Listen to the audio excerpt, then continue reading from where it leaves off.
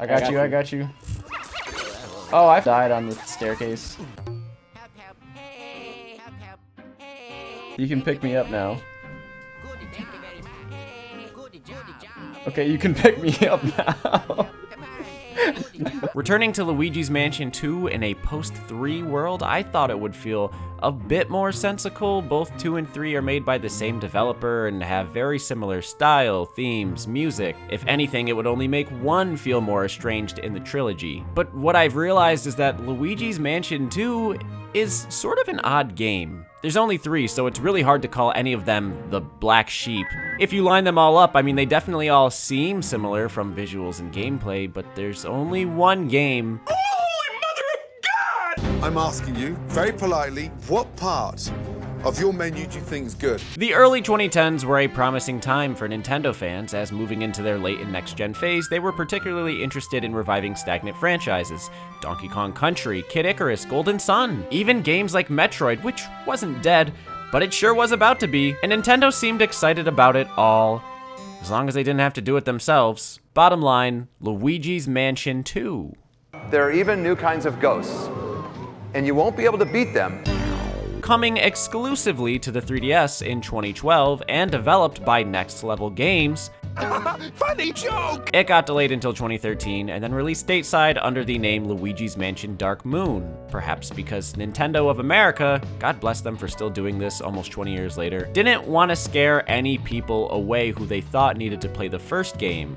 Or perhaps because the game was going to go in such a different direction, they wanted to separate the two as much as possible.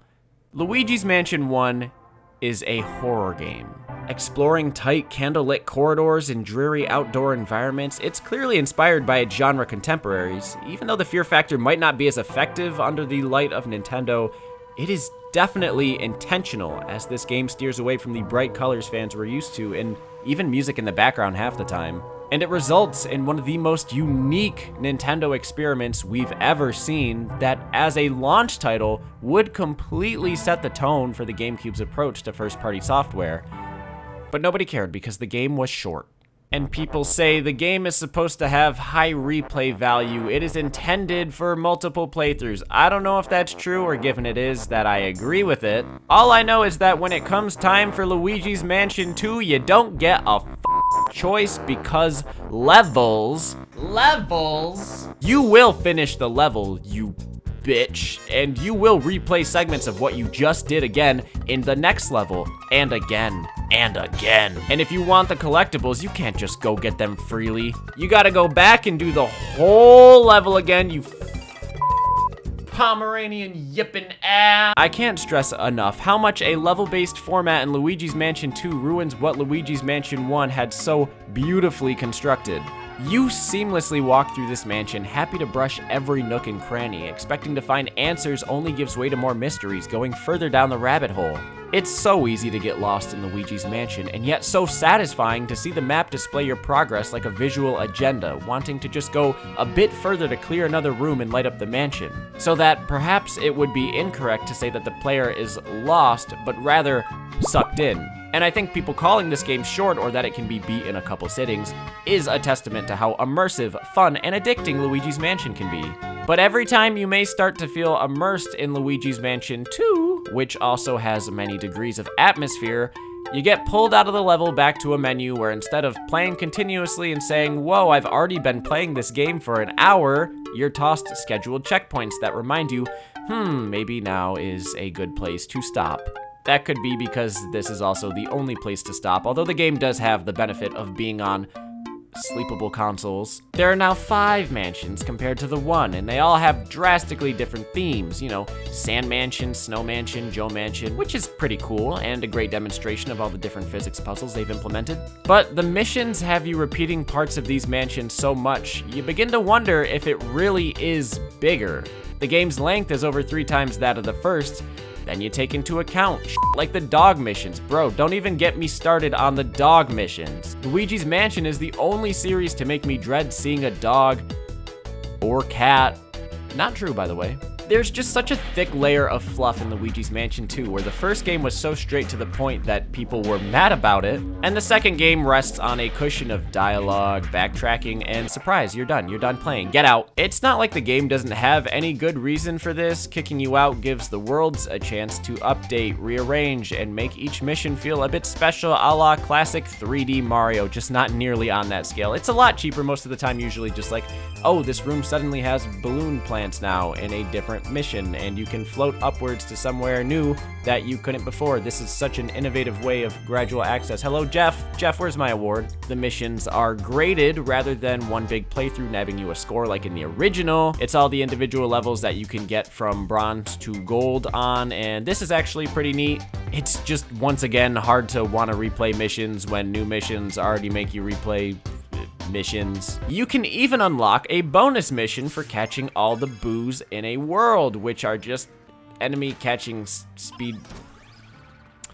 Remember in the original when a room would just casually have a portrait ghost minding their own business inside of it? And the game didn't dare draw any special attention to it. There was no cutscene because that would damage the atmosphere and honestly make it less frightening. It was supposed to catch you off guard just walking into a room and seeing this dude chilling. Luigi's Mansion 2 has good but great bosses. They are lots of fun with very dynamic gameplay, except for the clock boss. That's just like that's a horde mode. Are they as creepy? No, not really. This game has a prelude cutscene each time so you know it's coming. Also after the level tells you it's coming, and also after EGAD tells you it's coming, who calls every 2 seconds to make sure that you're all good or offers some guidance.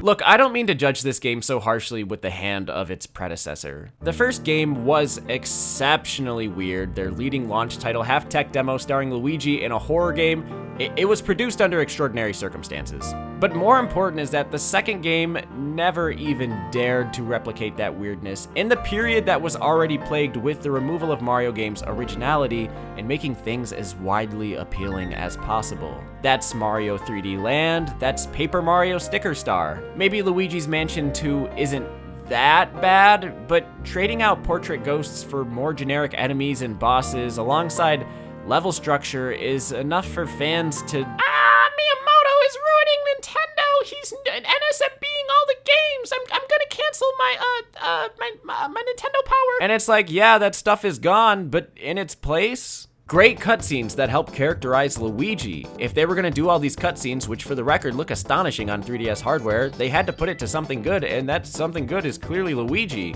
He's more of himself than ever before in this game, being goofy and scared, and you can tell so much about him even without any speech. Dare I say he's got a little character growth towards the end? The story also unfolds into more as you gain clues across the valley, raising the difficulty and the stakes. Don't expect a deep plot, but deeper than just the opening cutscene for sure. The equipment can be upgraded now. I like the dark light device, the strobe bulb flash they added. I just think they're neat. This loading screen might be the greatest loading screen on the 3DS. And let's not forget the best thing Luigi's Mansion 2 did for the series. Multiplayer in Luigi's Mansion? What are we gonna do next? A DS Virtual Console? Yeah, so not gonna lie, if all the single player of Luigi's Mansion 2 was piss cake, I would still have bought this game just for the Scare Scraper alone. And I can prove that because I basically just did. I've always found this to be a much bigger deal than anyone has ever made it out to be, especially in 2013. The Scare Scraper mode allows you to tackle a set amount of floors at a set difficulty with friends, and includes objectives like catch the ghosts, find the exit, and chase the doggy. To this day, it's so much fun, and I might be in the minority with the next opinion, but I actually find the multiplayer of this game superior to that of the third, which has these stupid rooms with a big switch that requires everyone to stop what they and their Luigi is doing and show up to, which is virtually impossible when you play with randos and have 8 people. Yeah, I prefer the game that allows only 4 people, but we'll have this conversation again real soon. I love Luigi's Mansion 2 for what it is, I mean it, and you don't have to tell me how easy it is to get caught up in comparisons. Don't watch a single one of my other videos. But I do think it has a lot of rooted flaws which must have made it back to the company, as Luigi's Mansion 3 addresses most of them. removing the level-based gameplay for the most part, and reintroducing the human ghosts. And I always felt that after 3, a remake of 2 would have made perfect sense. Luigi's Mansion 1 got a remake on 3DS after 2 that added modes like co-op and boss rush. Just imagine what they could do if they redid the second game for the Switch. Maybe co-op missions, maybe more players for Scarescraper, or new modes or objectives, cosmetics, and extra mansion, more ways to upgrade your equipment? They could maybe even find a way to dismantle the mission approach. But this is not a remake. This is a $60 remaster, $20 more than the original at launch, and $40 more than when it became a Nintendo Select, which was 8 years ago. And so what has the $60 port done to fix any of Luigi's Mansion 2's problems? I mean, they did say it was a remaster. Damn, though, I know this is end-of-life Switch software, but it is not fair to Luigi's Mansion 2. It had so much potential in the re-release, and all you did was charge an extra $20 a decade later. Only so wusses like me would come out of the woodwork and say I still prefer 1, or people experiencing it for the first time who say I prefer 3. Shout out to all my friends who never had a 3DS. And even my favorite thing about this game, the Scarescraper mode. The original had DS download play, meaning with 1 copy of the game, I could play with 3 others who didn't have it. Usually, said 3 others would enjoy it so much, they would become interested in the full game. Now I have to convince people to buy that same game a decade later and for $60 to play with them, which, like, it is very hard for me to support and tell people to buy Luigi's Mansion 2 at $60 when barely a month ago for $60 we got a much better